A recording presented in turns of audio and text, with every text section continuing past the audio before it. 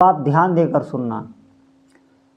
जब आप साधना करते हैं तो आपकी चेतना भी ऊपर उठती है, उसका भी विकास होता है।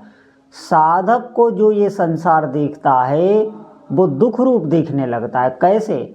जैसे एक कामी पुरुष के भीतर जब काम का विकार आता है तो वो वो महसूस नहीं कर पाता कि इससे हमें कितना क्लेश हो रहा है, लेकिन वही कोई साधक के भीतर आ जाता है तो वो उसकी जलन को वो महसूस कर लेता है, इसीलिए वो भयभीत हो जाता है। इन संसार के जो सुख मानने वाले लोग हैं वही उसे दुख लगते हैं, लेकिन साधक भूल कर देता है, यहाँ पर वो दूसरे चिंतन में चला जाता है। यहाँ पर प्रभु की कृपा होती है। आप जब भजन का सुख लेते हैं फिर ये संसारिक जलन आप बर्दाश्त नहीं कर पाते। सच मैं बता रहा हूँ, उसमें भय लगता है वो साधक को, लेकिन साधक जब सत्संग नहीं सुनता तो वो भ्रमित हो जाता है इन बातों को लेकर, इन्हीं बातों से वो भ्रमित हो जाता है। इसीलिए सत्संग बहुत आवश्यक है।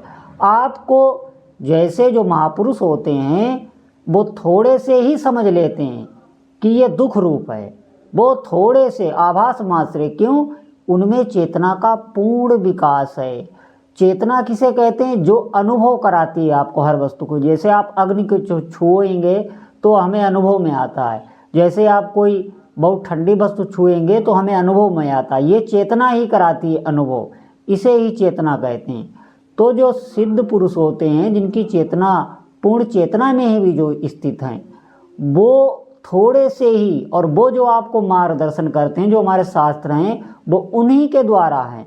उनकी एक एक बात अक्षरशः सत्य है। हम लोग तो सिर्फ माध्यम हैं, आप ऐसा समझें। जो सिद्ध संत हैं वो जो भी वाणी लिख गए हैं, जो भी उनके ग्रंथ लिखे हुए हैं, जो भी हमारे शास्त्र हैं, वो उनके द्वारा ही प्रकाशित हैं, वो बिल्कुल सत्य हैं।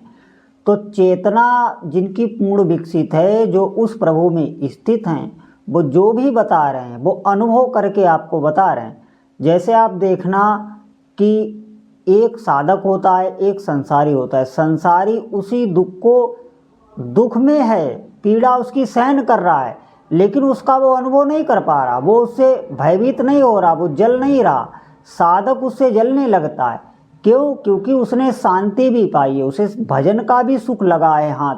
कभी न कभी उसने भजन सच्चे मन से किया तो उसका भी सुख पता है उसे मालूम है कि यहीं पे शांति है, इसलिए भगवान उसे और अनुभव कराते हैं। तो वो धीरे धीरे भक्ति में बढ़ता चला जाता है, साधना में बढ़ता चला जाता है, और मार्ग खोजता है, और सत्संग करता है, और अच्छे अच्छे संतों के पास जाता है। ऐसे साधक की स्थिति होती है, और वही साधक उस पूर्ण चेतना को प्राप्त कर लेता है। फिर वो निर्भय हो जाता है। इस शरीर के रहते वो इस शरीर का अलगाव, ये शरीर हमसे अलग है, इसका वो अनुभव कर लेता है।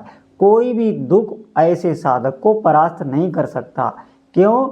ये शरीर जो हमारा है इसी में हम भी हैं, लेकिन हम इससे बिल्कुल अलग हैं। और ये अनुभव जो साधक सच्चाई से भजन करता है, नाम जप करता है, उसे अनुभव में आ जाता है। आप देखना, जब आप नाम जप करते हैं तो आप ध्यान देना, आप उसी चेतना में हैं, उसी चेतना में। इसीलिए जब आप नाम जप करेंगे तो देखना आपका एक विवेक साथ साथ ही चलता है। आप बहुत सूक्ष्म हो जाएंगे। धर्म का निर्णय आप बहुत सूक्ष्मता से करने लगेंगे। आपको हर युक्ति अपने हाथ आती चली जाएगी। ये क्या हो रहा है? ये आपकी चेतना का ही विकास हो रहा है।